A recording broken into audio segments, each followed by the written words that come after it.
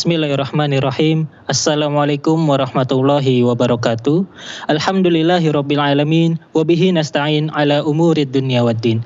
Wassalatu wassalamu ala asyrafil anbiya'i wal mursalin nabiyina Muhammadin wa ala alihi wa sahbihi ajma'in wa man tabi'ahum bi ihsanin ila yaumiddin amma ba'd.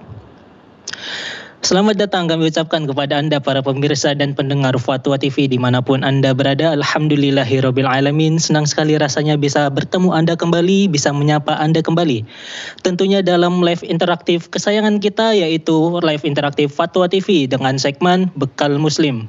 Bersama guru kita Al-Ustadz Al-Mukarram Dr. Muhammad Arifin Badri MA Hafizahullahu Ta'ala, yang mana beliau merupakan wakil sekaligus anggota Dewan Fatwa Perhimpunan Al-Irsyad. Salawat serta salam marilah kita curahkan kepada suri tauladan kita, yaitu Nabi besar Muhammad Sallallahu Alaihi Wasallam. Baik para pemirsa dan pendengar Fatwa TV dimanapun Anda berada, insya Allah kurang lebih selama 1 jam ke depan kita akan bersama-sama menimba ilmu, mendengarkan nasihat, petuah sekaligus jawaban dari pertanyaan yang telah masuk ke dalam meja redaksi kami, maupun jawaban dari pertanyaan yang Anda lontarkan secara langsung melalui layanan telepon bersama guru kami tentunya Al-Ustadz Al-Mukarram Dr. Muhammad Arifin Badri MA Hafizahullahu Ta'ala, yang alhamdulillah saat ini beliau telah membersamai kita semua di studio Fatwa TV Jember. Mari kita sapa beliau terlebih dulu. Assalamualaikum warahmatullahi wabarakatuh. Waalaikumsalam warahmatullahi wabarakatuh. Masya Allah, kaifalukum Ustaz? Ahlan wa marhaban bik. Masya Allah, Anda lihat-lihat sepertinya wajah antum hari ini ceria sekali Ustaz. Kehujanan. Oh, kehujanan. Masya Allah, memang dari tadi siang sepertinya di Jember hujan terus. Dari pagi malahan ya. Dari pagi Masya Allah. Namun ini tidak mengurangi rasa semangat antum untuk menjawab pertanyaan dari para barakallahu fikum Ustaz. Semoga Allah Subhanahu wa taala senantiasa menjaga keluarga antum. Amin. Dan umat muslimin dimanapun mereka berada. Amin amin. Bantu kadzalik. Amin. Barakallahu fikum. Baik para pemirsa dan pendengar Fatwa TV dimanapun Anda berada, alhamdulillah Ustadz dalam keadaan sehat walafiat sekaligus siap untuk menjawab pertanyaan dari para pemirsa sekalian. Oleh karena itu manfaatkanlah 1 jam kita ke depan dan jangan disia-siakan. Dan kami juga tak lupa untuk menyapa para pendengar yang mendengarkan acara pada kesempatan sore hari ini melalui radio yang telah tergabung ke dalam RTVC. Yang ikut merelai acara pada kesempatan sore hari ini tentunya diantaranya yaitu Radio Binbas Yogyakarta, Radio Sahabat Tegal, Radio MDFM Probolinggo, Radio Amoba Pangkal Pinang, Radio Sago FM Sumbar, Radio Gema FM Bontang, Radio Albina AM Bekasi, Radio Tua FM Riau, Radio Madinah Ceruban, Radio Dai Tengaran, dan Radio Mas FM Sragen. Kami ucapkan ahlan wa sahlan wa marhaban wa barakallahu fikum. Dan kami informasikan kepada Anda, bagi Anda yang ingin bertanya langsung kepada kami, Anda dapat menghubungi kami melalui layanan telepon satelit di nomor 0331 544 6087, atau Anda dapat menghubungi kami melalui layanan telepon WhatsApp agar lebih mempermudah di nomor 0821 7000 6087. Kami tunggu pertanyaannya. Dan seperti biasa sebelum kita memasuki sesi tanya jawab, marilah kita dengarkan bersama nasihat sekaligus petuah pembuka pada kesempatan acara kita pada kesempatan sore hari ini. Kepada Ustadz Al-Mukarram kami persilakan. Baik. Assalamualaikum warahmatullahi wabarakatuh. Alhamdulillah wassalatu wassalamu ala Rasulillah wa ala alihi wa ashabihi wa man walah ma ba'du. Kaum muslimin dan muslimah, pemirsa Fatwa TV dan penyimak dimanapun Anda berada. Kalau kita mengamati berbagai macam kejadian di dunia ini, ada pergantian rezim. Mungkin Anda hari ini begitu konsen mengikuti bagaimana kejadian di Suriah, pergantian kepemimpinan di Suriah mulai berlangsung. Atau bisa jadi Anda masih hanyut dalam hingar-bingar pilkada atau pilpres yang baru saja kita lalui. Ya, itu adalah satu butir dari sekian debu dari berbagai dinamika kehidupan manusia di dunia ini. Qulillahumma malikal mulki tu'til mulka man tasya' wa tanzilul mulka mimman tasya' wa tu'izzu man tasya' wa tudhillu man tasya' biyadikal khair innaka ala kulli syai'in qadir. Hanya ada satu jawaban dari segala bentuk kejadian, berbagai analisa, berbagai latar belakang terjadinya pergantian kepemimpinan, baik pada level lokal ataupun nasional ataupun internasional. Semua itu hanya ada satu alasan yang pasti, yang tidak terbantahkan, bahwa kekuasaan yang mutlak, abadi, yang tidak akan pernah berganti, dan juga tidak akan ada yang mampu menyainginya, mengganggu-gugat, yaitu kekuasaan Allah SWT. Karena itu diantara ideologi orang yang beriman. Orang yang beriman akan senantiasa mengembalikan segala sesuatu itu kepada Allah SWT. Qulillahumma malikal mulk.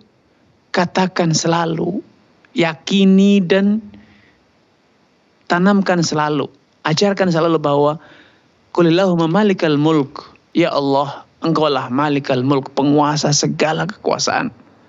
Tu'til mulka man tasya. Dan Engkaulah yang kuasa memberi kekuasaan siapapun yang Engkau kehendaki. Wa tanzil mulka mimman tasya, mencabut kekuasaan dari siapapun yang Engkau kehendaki. Biyadikal khair, dan hanya di tanganmu lah segala kebaikan itu ada. Ya, itulah ideologi, itulah keyakinan kita. Manusia boleh mencari, menempuh upaya untuk berkuasa atau memiliki kekuasaan, selama upaya itu tidak keluar dari koridor syariat. Sebagaimana kekuasaan itu pasti berguna bila dimanfaatkan sebagaimana fungsi dan tujuannya. Namun demikian, apapun tujuan Anda, apapun misi Anda mendapatkan kekuasaan, maka ketahuilah di atas segala kekuasaan yang Anda miliki, Allah ada di atas Anda sekalian. Karena sepatutnya ketika kita sedang berkuasa, tidak boleh kita hanya dalam euforia merasa paling berkuasa, seakan-akan tidak pernah ada ujung dan akhirnya. Ketika kita tidak berkuasa pun demikian, kita tidak perlu berkecil hati. Karena siapapun berkuasa itu atas garis dan kehendak Allah Subhanahu wa taala. Zalim ataupun adil, semena-mena ataupun mereka adalah orang yang senantiasa menegakkan kesetaraan, keadilan, dan kemakmuran bagi semua rakyatnya. Tetap saja itu adalah bagian dari kodrat ilahi. Untuk apa? Untuk menguji kita semuanya. Untuk membuktikan bahwa kekuasaan baik dengan keadilan ataupun kezaliman itu pasti akan ada akhirnya. Dan semuanya harus mengakui bahwa yang abadi hanya Allah Subhanahu wa taala. Yang kekal hanya Allah Subhanahu wa taala. Dunia akan terus berputar, datang dan pergi. Kadang di atas, kadang di bawah. Tilkal ayyamul nudawiluha bainan nas. Demikianlah perputaran hari yang kami putar di antara semua umat manusia. Karena itu, apapun yang hari ini terjadi, percayalah yang tidak akan pernah berganti hanya kekuasaan Allah SWT. Dan hanya Allah yang kuasa menghisab dan memintai pertanggungjawaban dari segala kekuasaan, baik kekuasaan yang luang, lapang, besar, ataupun kekuasaan yang kecil. Suatu hari ada seorang sahabat yang merasa berkuasa karena dia memiliki budak, merasa berkuasa atas budak yang dia miliki, sehingga ketika budaknya melakukan kesalahan ditampar, dihukumi, padahal tidak sepatutnya budak itu dihukumi. Ketika menyaksikan kejadian ini, Nabi SAW mengingatkan akan satu fakta yang tidak terbantahkan. Lallah aqdaru alaika minka alaiha. Sungguh Allah lebih berkuasa untuk membalasmu atas dosa dan kekhilafanmu dibanding engkau yang merasa berkuasa untuk membalas atas keteledoran kesalahan budakmu. Subhanallah. Satu fakta yang diingatkan sehingga ucapan ini betul-betul bagikan petir di siang bolong yang menyambar. Sehingga sahabat tersebut tersentak dan kemudian berkata, ya Rasulullah, ma kafartu ma sana'tu. Ya Rasulullah, apa tebusan dari kesalahanku yang hanya dalam emosi merasa berkuasa akhirnya bertindak semaunya. Kemudian Nabi SAW menginterogasi wanita budak tersebut. Man rabbuk, ainallah, man ana, siapa di manakah Allah? Dia menjawab, Allah ada di langit. Siapakah aku? Engkau adalah Rasulullah. Maka kemudian Nabi menyatakan, berpesan kepada majikannya, "I'tika fa inna mu'minah." Merdekakanlah budak tersebut karena dia adalah budak yang beriman. Semoga ini menjadi peringatan bagi kita semuanya bahwa kekuasaan yang mutlak hanya ada di tangan Allah Subhanahu wa taala. Allah taala. Insyaallah kami ucapkan syukron jazakumullah khairan katsiran Ustaz atas nasihat pembuka pada kesempatan sore hari ini. Semoga apa-apa yang telah antum sampaikan dapat bermanfaat bagi diri kita maupun orang lain. Amin. Dan kami pun mengingatkan kepada Anda untuk sepertinya sudah ada penelpon yang masuk Ustaz. Ya. Mari kita sapa terlebih dahulu. Ada Ibu Lilis dari Tangerang. Assalamualaikum Fatwa TV. Waalaikumsalam warahmatullahi wabarakatuh. Baik Ibu, silakan satu pertanyaannya. Nah, Ustaz, Assalamualaikum Ustaz. Waalaikumsalam warahmatullahi wabarakatuh. Baik Ibu, silakan. Nah, Masya Allah, Ustadz ini anak ada titipan pertanyaan dari Pulan dan Pulana, ya Ustadz ya. Terkait dengan Pulan ini poligami lah Ustadz.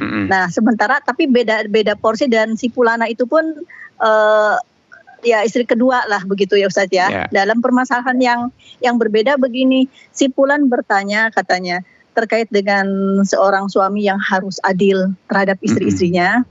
Nah, si Pulan ini punya usaha di mana si istri yang A itu dia lebih banyak membantu untuk kegiatan usahanya, dari koordinasi, dari apa lebih aktif lah, lebih banyak membantu dalam usahanya. Tetapi istri yang B ini hanya ibu rumah tangga biasa.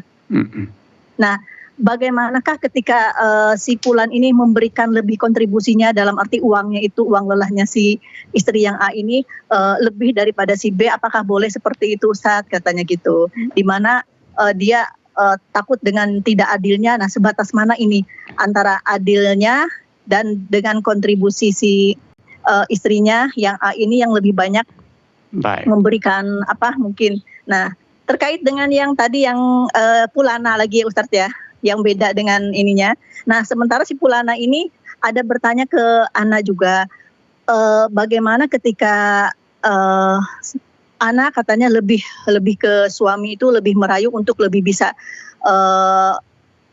supaya suami itu bisa memberikan lebih ke Ana dengan mungkin rayuan atau bagaimana, jadi uangnya kah, harinya kah, apakah Ana berdosa sebagai istri ketika bisa merayu suami untuk lebih banyak di Ana dalam harta materi dan waktu. Nah, itu dua pertanyaan itu bagaimana Ustaz secara syariatnya. Syukran Ustaz, jazakallahu khair.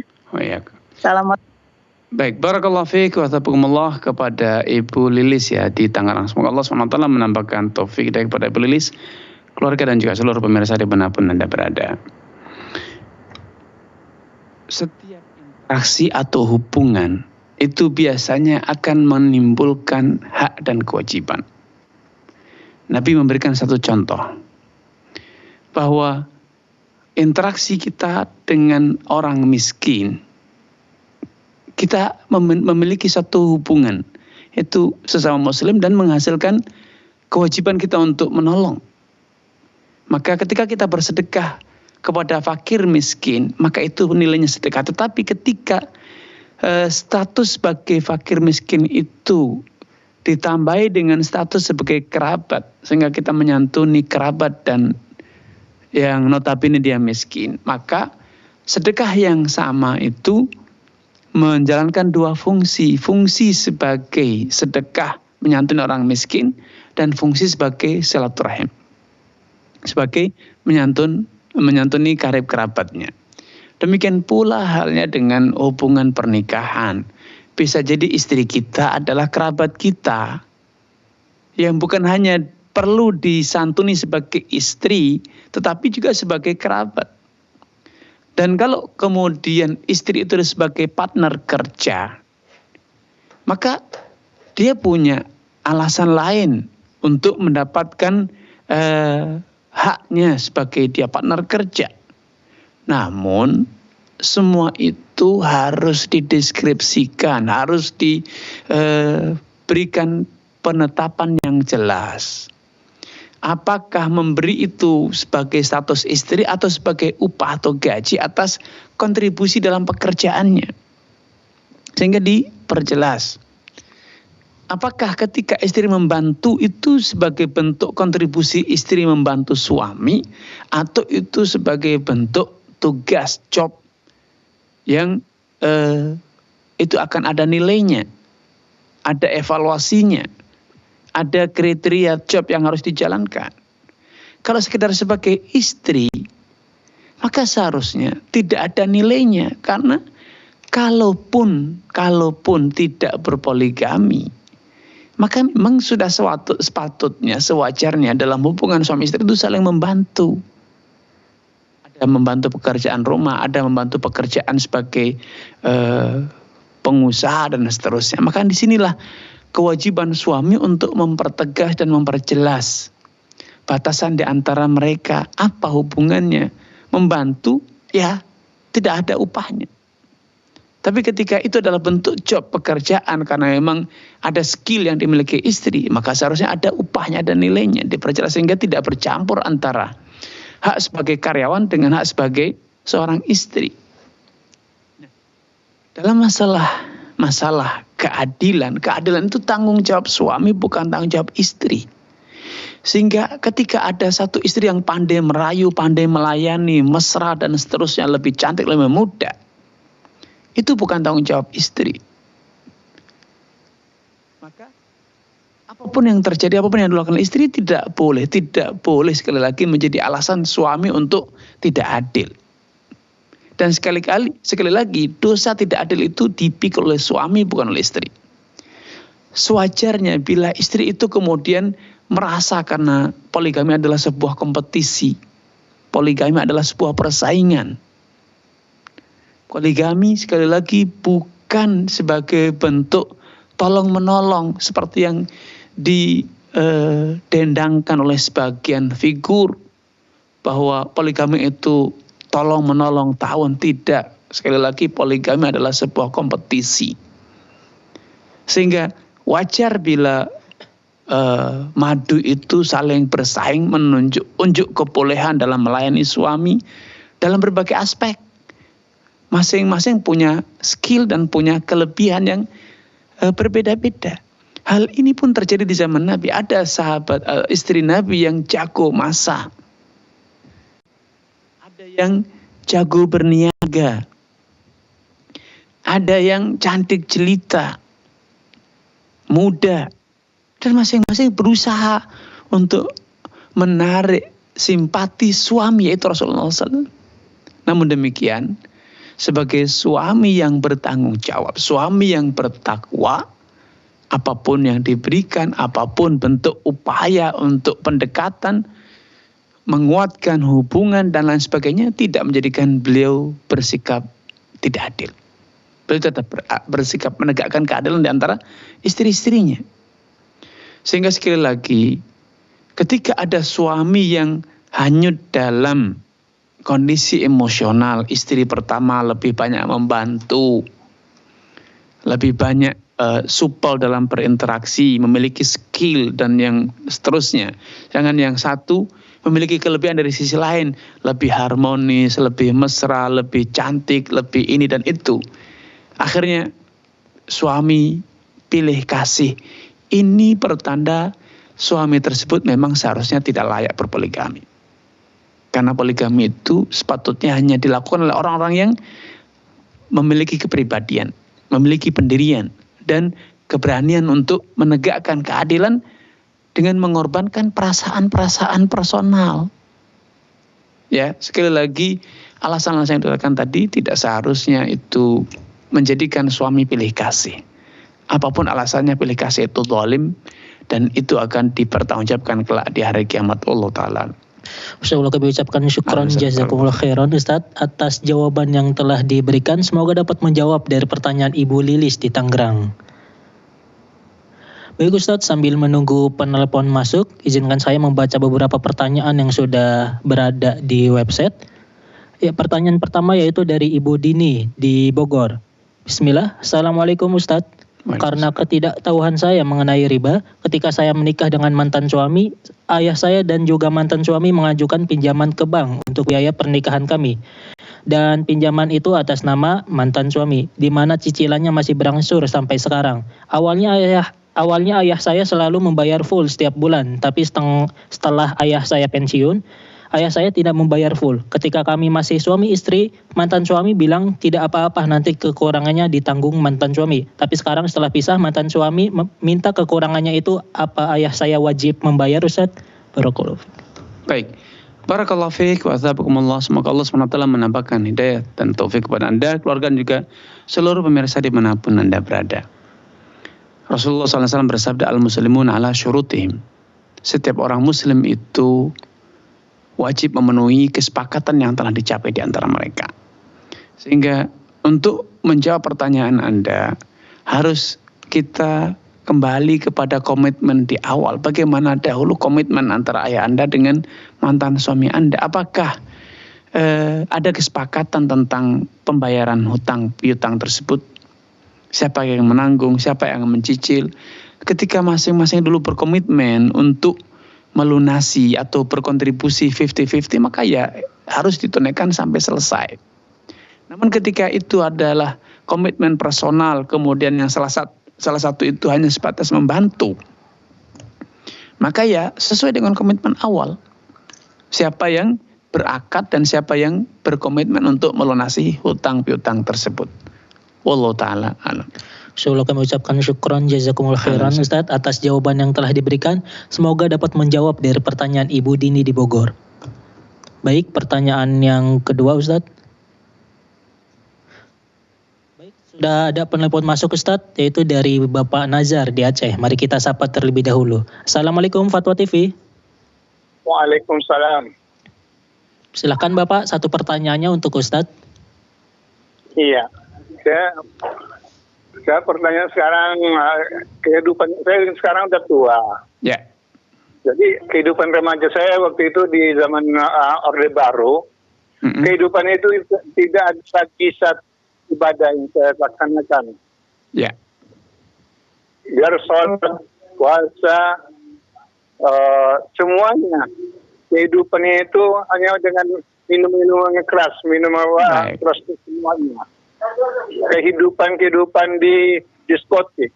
Ya. Yang menjadi pertanyaannya apa, Bapak? Yang pertanyaan saya, setelah itu saya sadar, yaitu tobat dan sholat, langsung sholat dan pergi haji. Ya. Pada tahun itu juga. Baik. Kira-kira di tahun 88. Baik. Apakah itu kehidupan keras itu ya diterima enggak sama Allah tuh? Baik. Sudah cukup Bapak? Iya, itu aja. Baik. Sekarang. Baik Bapak. Baik. Barakallahu fiik wa azakumullah kepada Bapak Nazar di Riau ya. Semoga Allah SWT menambahkan taufik hidayah kepada Pak Nazar, keluarga, dan juga seluruh pemirsa dimanapun Anda berada. Allah SWT sebelum Bapak pertanyaan sudah menjawab terlebih dahulu. Qul ya ibadiyalladzina asrafu ala anfusihim la taqnatu min rahmatillah innallaha yaghfiru dzunuba jami'an. Jauh-jauh hari Allah SWT telah memberikan jawaban atas pertanyaan Bapak dan yang lain. Dan Allah merintahkan kepada nabinya, Nabi kita Muhammad SAW, untuk mendeklarasikan, menyampaikan, mensosialisasikan secara luas. Katakan, ya ibadi, wahai hamba-hambaku, alladzina asrafu ala anfusihim, wahai hamba-hambaku yang mereka atau kalian telah menodai diri kalian dengan banyak dosa. La taqnatu min rahmatillah.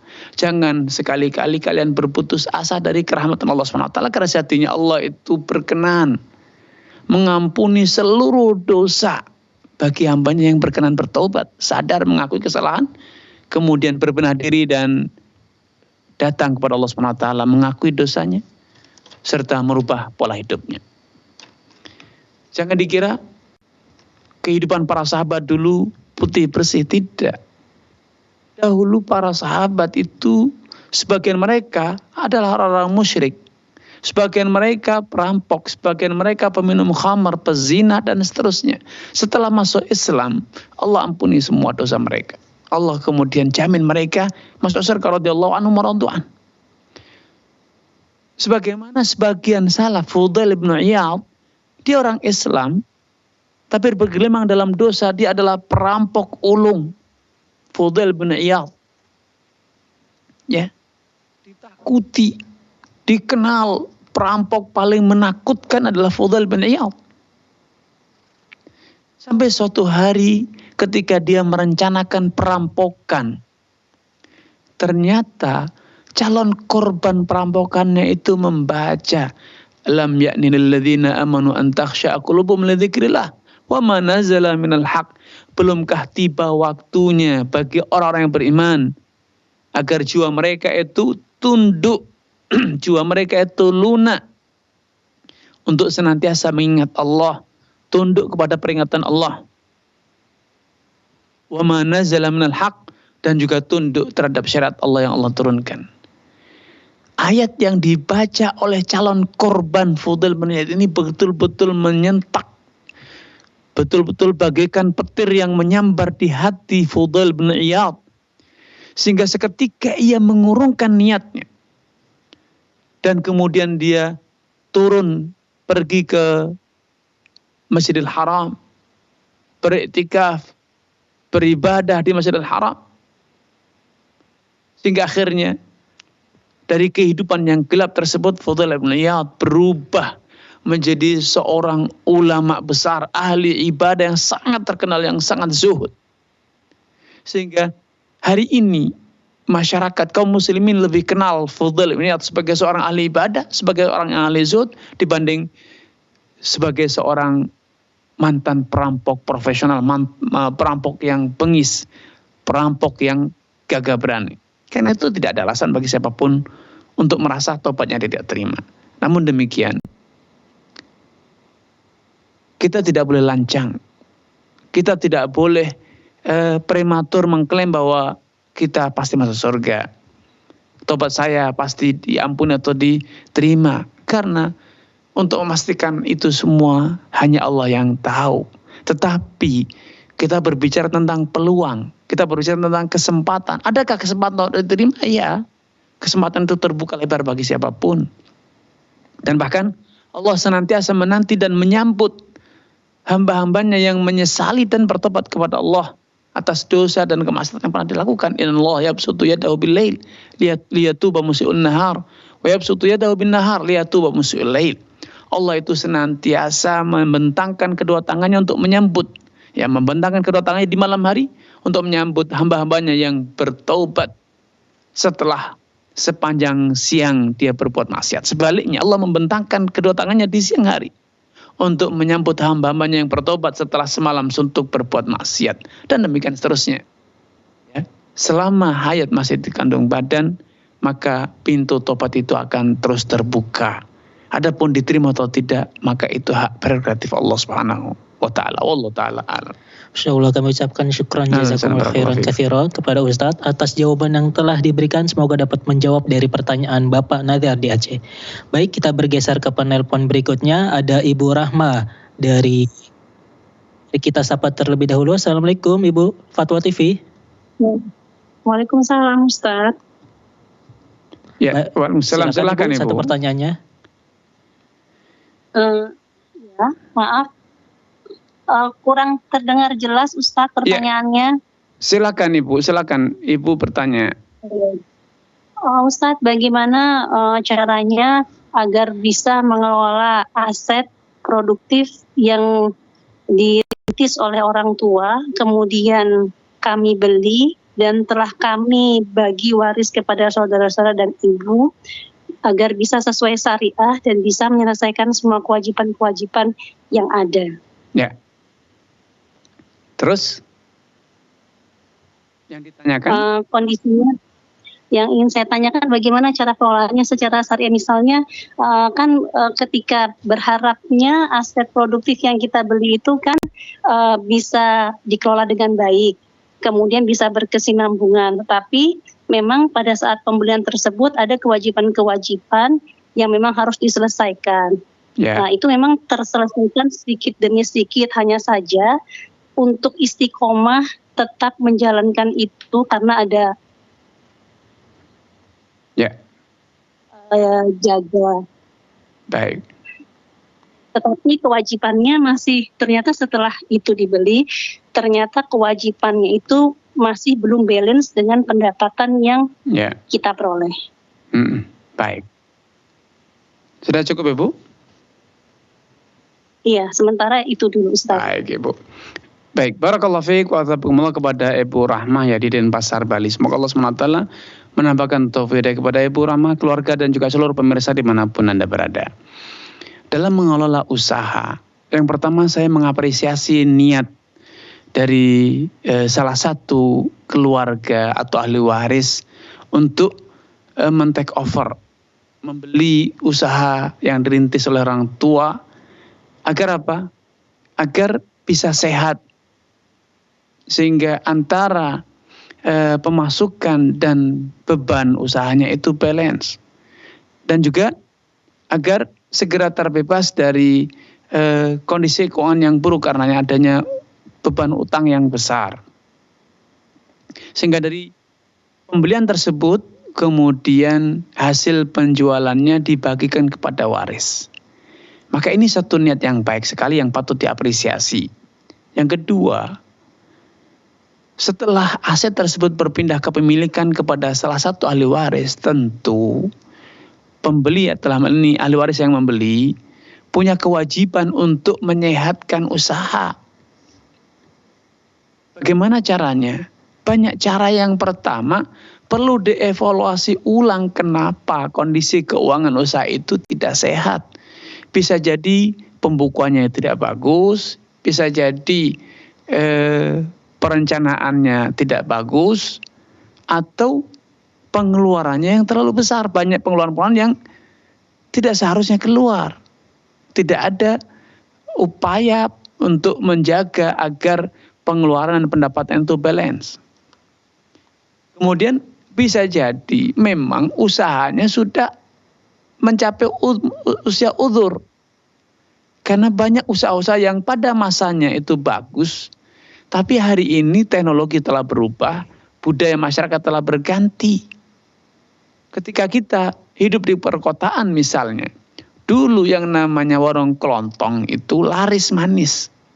Tapi hari ini banyak pedagang keliling, minimarket, pedagang online, dan lain sebagainya. Maka perlu bisa jadi modernisasi jenis usaha dan tata cara usahanya, tata kelolanya. Atau bisa jadi SDM yang mengelola usaha tersebut memang sudah tidak layak, tidak memiliki inovasi, tidak memiliki etos kerja yang baik, bekerja asal-asalan. Maka ya sudah sepatutnya kalau ingin usahanya itu maju ya harus diganti, karena Nabi SAW bersabda idza usidal amru ila ghairi ahli fantadrisah. Apapun urusannya kalau sudah diserahkan kepada orang yang bukan ahlinya, bukan pakarnya, ya tunggu saja kehancurannya. Di antara mungkin hal yang perlu dievaluasi adalah bagaimana kesetiaan pelanggan. Ketika hari ini persaingan itu bebas, terbuka lebar. Tidak lagi terbatas dengan usaha sejenis. Banyak alternatif, produk alternatif. Banyak cara yang dilakukan oleh kompetitor dalam menawarkan produknya. Ada praktek-praktek jemput bola, ada layanan delivery gratis, dan lain sebagainya. Maka tentu kita tidak bisa lagi menggunakan cara-cara yang lama, yang mungkin 20 tahun lalu, 30 tahun lalu itu sangat efektif, tapi hari ini sudah tidak. Maka harus ditinjau ulang, apakah cara-cara bisnisnya, usahanya itu masih relevan, atau memang harus dikoreksi agar lebih bisa up to date. Ya. Di antara hal yang juga perlu dievaluasi, apakah usaha yang kita jalani tersebut memang usaha yang betul-betul bisa mendatangkan keuntungan. Karena kadang kala usaha-usaha itu pada masanya memang sangat bagus, tapi hari ini bisa jadi biaya produksinya jauh lebih mahal dibanding nilai jualnya, sehingga secara pelan dan pasti karena profitnya kecil dan cost operasionalnya besar, maka ya sudah sepatutnya kita tinjau ulang jenis usahanya. Bisa jadi kita perlu untuk mengembangkan, harus ada juga pengembangan usaha, jenis menu, jenis kemasan, kemudian tata cara menawarkan produk, display produk, hari ini sudah berbeda. Sehingga perlu dikaji lebih menyeluruh tentang bagaimana kondisi usaha tersebut, bagaimana mengembangkannya, bagaimana agar bisa bersaing. Karena hari ini kompetitor itu semakin banyak. Dulu mungkin itu satu-satunya toko di tempat kita berada. Hari ini sudah puluhan toko yang berdiri. Sedangkan customernya tidak berkembang pesat. Tetapi pelaku usahanya sudah semakin banyak. Bisa jadi produk lokal, bisa jadi produk bahkan mungkin impor yang memiliki kualitas penawaran yang lebih murah. Nah, ini banyak hal yang perlu dievaluasi ya. Intinya saya menyarankan untuk adanya evaluasi secara menyeluruh terhadap usaha yang dijalani dan tata kelolanya. Sehingga ketika itu sudah dilakukan dan kemudian menghasilkan satu paket pembenahan ya, satu paket modernisasi usaha ataupun revolusi usahanya, maka itu akan insya Allah akan mendatangkan hasil yang diharapkan. Allah Ta'ala alam. Baik, kami ucapkan syukran jazakumullah khairan kepada Ustadz atas jawaban yang telah diberikan. Semoga dapat menjawab pertanyaan dari Ibu Rahma di Bali, Denpasar. Baik, kita masuk ke pertanyaan yang ada di website Ustadz. Ya. Dari Ummu Ator di Banjarmasin. Bismillah. Assalamualaikum warahmatullahi wabarakatuh Ustadz. Izin bertanya, apakah boleh menggunakan OVO Points untuk membayar di aplikasi Grab? OVO Points adalah loyalty rewards yang diperoleh pengguna OVO setiap melakukan transaksi di berbagai merchant rekenan OVO. Syukron, jazakumullah khairan, wa barakallahu fikum. Waalaikumsalam. Barakallahu fiik wa athabakumullah. Semoga Allah SWT menambahkan taufik hidayah kepada penanya, keluarga dan juga seluruh pemirsa dimanapun Anda berada. Ketika kita menjalankan suatu transaksi baik di online ataupun offline, kadangkala pedagang memberikan poin baik berupa satuan ataupun potongan harga ataupun poin yang diwujudkan dalam rupiah, sehingga kita bisa mendapatkan bonus yang bonus itu diakumulasi ya. Seiring dengan berjalannya waktu maka bisa jadi secara akumulasi nilainya bisa jadi besar. Maka poin-poin semacam ini dari transaksi kita itu boleh untuk digunakan. Karena itu sejatinya hanya sekedar potongan harga ataupun diskon yang diberikan kepada kita namun dengan cara yang berbeda ya. Intinya secara prinsip itu boleh. Wallahu ta'ala alam. Insyaallah kami ucapkan syukran jazakumullah khairan atas jawaban yang telah diberikan. Semoga dapat menjawab dari pertanyaan Ummu Ator di Kota Banjarmasin. Baik, kita berlanjut ke penelpon berikutnya. Ada Bapak Rustam di Sumbar ya. Di Sumbar. Mari kita sapa terlebih dahulu. Assalamualaikum Fatwa TV. Waalaikumsalam warahmatullahi wabarakatuh. Baik, silakan Bapak satu pertanyaannya untuk Ustadz. Nah, begini Ustadz, ya, silakan. Terkadang terjadi di masyarakat rumah tangga yang serba sulit. Artinya di dalam perjalanan perkawinan itu ada suami yang mendapat penyakit menahun, sehingga tidak bisa mampu memberikan nafkah lahir dan nafkah batin. Terkadang terjadi dalam ini istri bersabar mungkin 1 tahun, 2 tahun, 3 tahun, kemudian tidak sabar lagi, akhirnya kabur dari rumah. Jadi kehidupan baru. Nah, kan sedangkan suaminya itu pihak butuh usaha bantuan istrinya untuk merawat.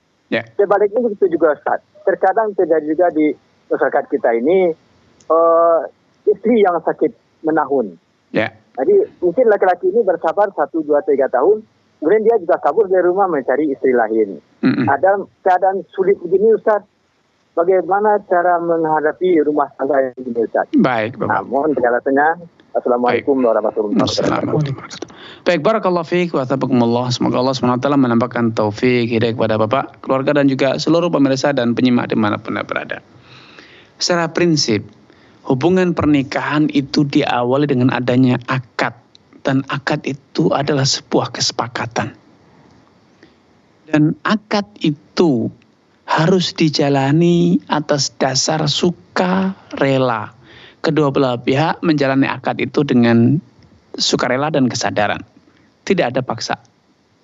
Sehingga siapapun yang merasa tidak lagi mampu untuk melanjutkan kesepakatan akad, maka secara prinsip syarat boleh mengakhiri kesepakatan tersebut. Kalau dalam urusan pernikahan, maka pengakhiran dari kesepakatan akad tersebut diakhiri dengan cerai kalau itu suami yang menceraikan, atau dengan gugat cerai kalau itu keinginan inisiasi untuk mengakhiri kesepakatan atau hubungan pernikahan itu adalah datang dari istri. Ya. Ini satu hal yang secara tinjauan syariat boleh dan sah-sah saja. Baik karena permasalahan itu karena permasalahan ekonomi, permasalahan fisik, permasalahan sosial lainnya. Maka secara prinsip syariah boleh ketika suami tidak lagi merasa mendapatkan haknya, atau sebaliknya istri tidak lagi merasa mendapatkan haknya, maka boleh mengajukan baik itu talak, menjatuhkan talak, ataupun khulu, meminta untuk diakhiri pengakhiran pernikahan melalui jalur khulu ataupun gugat cerai. Ya. Namun tentu ketika kita berjiwa besar memaafkan, bersabar, tentu itu lebih baik. Akan tapi itu bukan kewajiban. Itu bukan kewajiban. Lah kalau istri diceraikan karena padahal istrinya sakitnya menaun, siapa yang akan mengurusnya? Ya, tidak perlu khawatir. Ada keluarga, ada ayah, ada saudara, ada paman, ada sepupu. Yang disinilah fungsi nasab itu berlaku. Maka nasab itu bukan hanya jalur alasan untuk mendapatkan bagian warisan ketika salah satu dari kerabat meninggal, tetapi nasab itu juga bentuk tanggung jawab. Sehingga siapapun yang merasa kalau ada orang itu meninggal dia berhak mendapatkan warisannya, maka dia pula yang bertanggung jawab untuk mengurus, mencukupi, menafkahi, menyantuni, membantu ketika dia sedang dalam kondisi masalah, dalam kondisi terjepit, ya. Makanya itu penting bagi kaum muslimin di negara kita untuk mentreatment, melakukan tindakan-tindakan agar nasab itu berfungsi kembali. Salah satu kiat yang sedari awal sudah Allah tanamkan agar nasab itu berfungsi adalah dengan menggunakan pengenal dengan bin atau binti. Sehingga setiap hari dia akan menyebut dia itu bintu fulan atau ibnu fulan. Sehingga ada kesetaraan, ada kesadaran bahwa antara dirinya dengan orang lain yang punya hubungan nasab itu ada ikatan. Atau yang dikenal dalam bahasa Arab dengan asabiyah. Ada emosional nasab. Namun sayang, bangsa kita, kaum muslimin di Indonesia, fungsi nasab itu diabaikan. Sehingga masing-masing manusia di negara kita berdiri sendiri. Dalam hidupnya mungkin tidak pernah kenal tentang nasab kecuali ketika pernikahan disebut nasabnya. Tetapi sepanjang hidupnya dia tidak lagi pernah menyebut nama bapaknya, tidak pernah menyebut nama sukunya. Kenapa? Namanya sudah Ahmad, Umar, Salman, Ali. Nama orang sekampung diborong sendiri. Sehingga untuk mengenalkan diri di negara kita menggunakan penambahan kata di dalam nama. Sehingga ada 3 kata, 4 kata, 5 kata. Sehingga orang tidak lagi perlu menyebutkan nama ayahnya, nama kakeknya. Sehingga dengan saudara sepupu sudah lupa, tidak sadar bahwa itu saudara sepupu yang ketemu dalam satu jalur nasab, yaitu misalnya kakek atau buyut atau sejenis. Di antara hal yang harus dilakukan dalam kondisi macam ini, kehadiran pemerintah itu penting. Rasulullah SAW bersabda, "Ana awlan nas bil muslimin atau bil mu'minin. Faman mata wa alaihi dain fa alaihi qadah." wa man mata wa taraka malan famaluhu liwarathatihi. Kata Nabi SAW, ini adalah sebuah nilai, ini adalah sebuah aturan, ini adalah sebuah kaidah bahwa aku dalam ini sebagai pemimpin, sebagai rasul dan sekaligus sebagai pemimpin masyarakat, aula bil mu'minina min anfusihim, aku adalah orang yang paling peduli, paling bertanggung jawab atas setiap orang yang beriman. Sehingga siapapun dari orang yang beriman meninggal dunia dalam kondisi terlilit hutang, maka aku yang akan membayar hutang tersebut. Namun ketika ada orang Islam, orang beriman yang mati dalam kondisi meninggalkan harta warisan, maka harta warisan itu dibagikan kepada ahli warisnya, tidak diambil oleh Baitul Mal atau penguasa. Nah, di sini peran pemerintah. Kalau di negara kita ada dinas sosial, ada peran yang sangat vital di sini. Kemudian di antara hal yang juga menjadi catatan di sini, bahwa Allah Subhanahu wa Ta'ala telah memberikan satu atau banyak instrumen untuk memastikan bahwa orang-orang yang lemah semacam ini bisa mendapatkan jaminan. Ada zakat, kemudian ada kafarat, tebusan-tebusan atas dosa. Kemudian ada fidyah, orang yang melanggar sumpahnya. Ada wakaf dan berbagai macam instrumen sosial yang disyaratkan dalam Islam. Kalau itu dijalankan dengan benar, maka tidak ada kekhawatiran terhadap orang-orang beriman yang dalam kondisi lemah di tengah umat Islam. Karena itu dahulu sahabat Ali bin Abi Thalib memberikan satu statement, satu pernyataan. Ma ja'a faqirun illa man il-aghniyai huquqahum.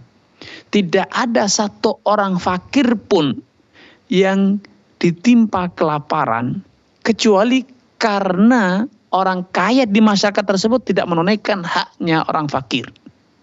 Menelantarkan, mengabaikan haknya kaum fakir.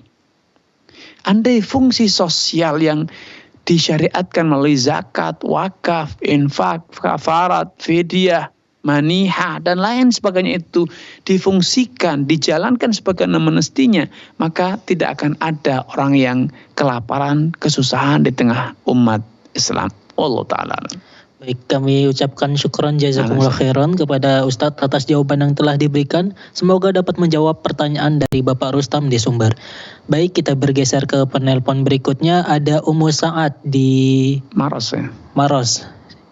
Mari kita sapa terlebih dahulu. Assalamualaikum Fatwa TV. Waalaikumsalam warahmatullahi wabarakatuh. Baik Ibu, silakan satu pertanyaannya untuk Ustadz.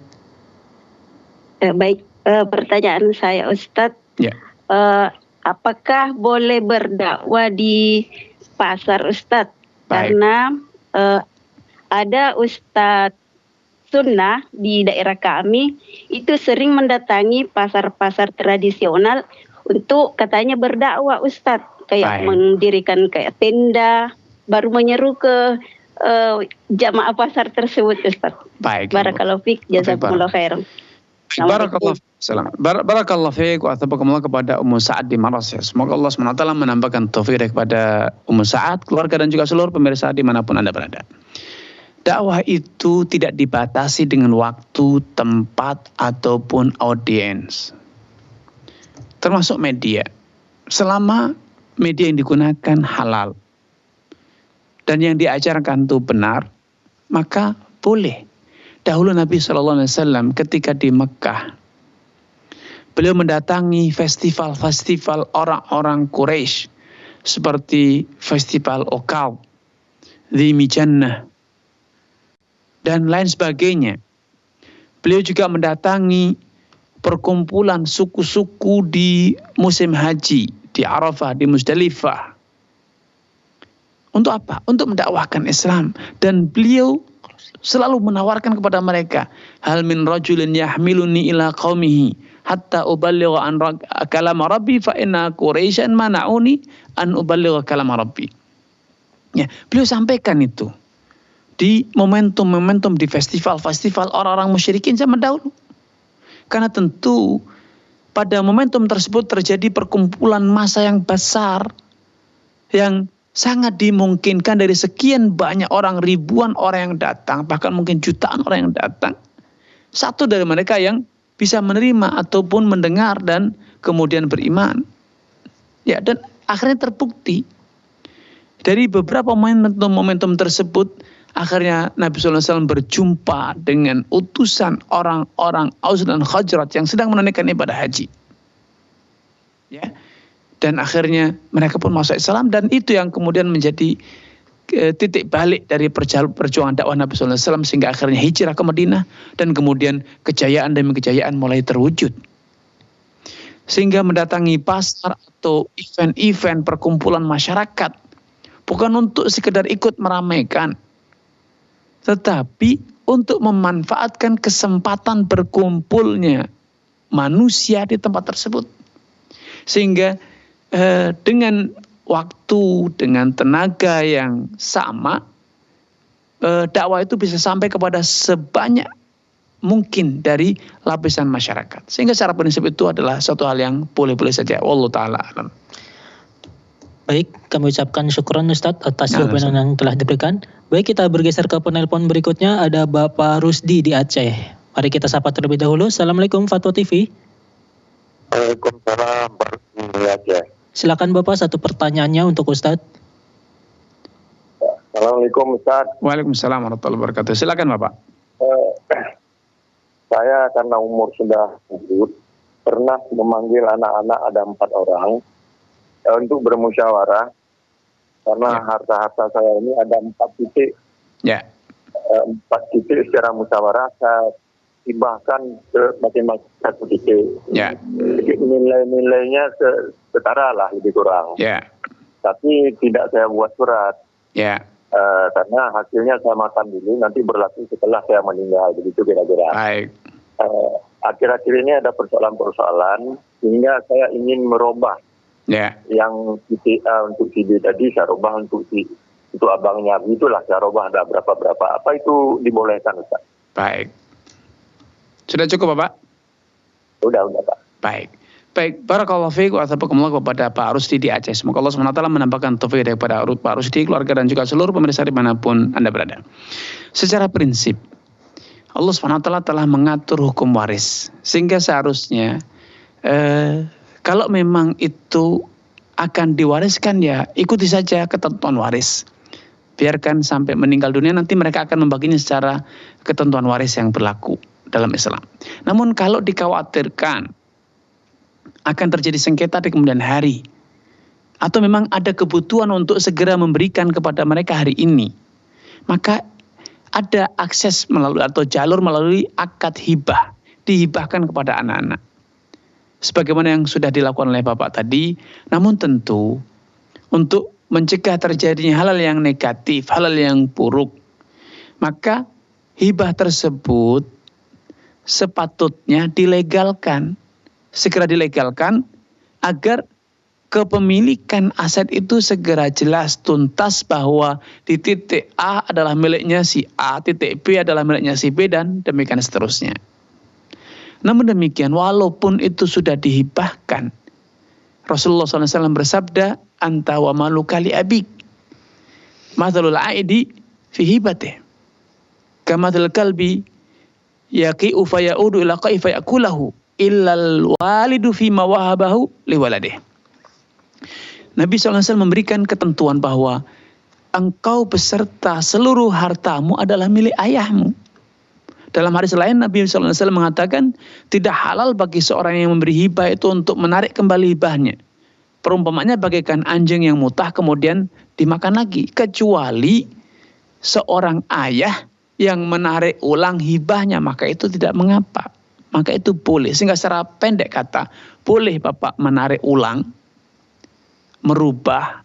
Namun saya ingatkan, perubahan seperti ini potensi menimbulkan kesalahpahaman, potensi menimbulkan kecemburuan di antara putra dan putri Bapak. Akan lebih baik apa yang sudah berlalu biarlah berlalu. Atau kalau memang ingin ditarik ulang, ya ditarik ulang semua saja, biarkan nanti menjadi harta waris. Atau kalau tidak ingin tetap menjadikan hibah, maka lebih baik didudukkan ulang keempat-empatnya, diajak bermusyawarah mufakat untuk mencegah kecemburuan sosial yang potensi menimbulkan putusnya hubungan nasab, putusnya hubungan kekeluargaan sama mereka karena adanya saling suudzon atau kekecewaan yang menjadikan mereka kadang mungkin putus hubungan di kemudian hari. Karena itu saya sarankan kalau memang ingin tetap dihibahkan sebelum meninggal, Bapak bisa tarik ulang semuanya untuk dimusyawarahkan ulang sesuai dengan perkembangan yang ada. Dan kemudian kalau memang sudah terjadi atau sudah ditarik ulang, maka segera dilegalkan bahkan. Dan sebagai ayah, Bapak boleh bersyarat dalam akad hibah tersebut masing-masing memberikan deklarasi pernyataan bahwa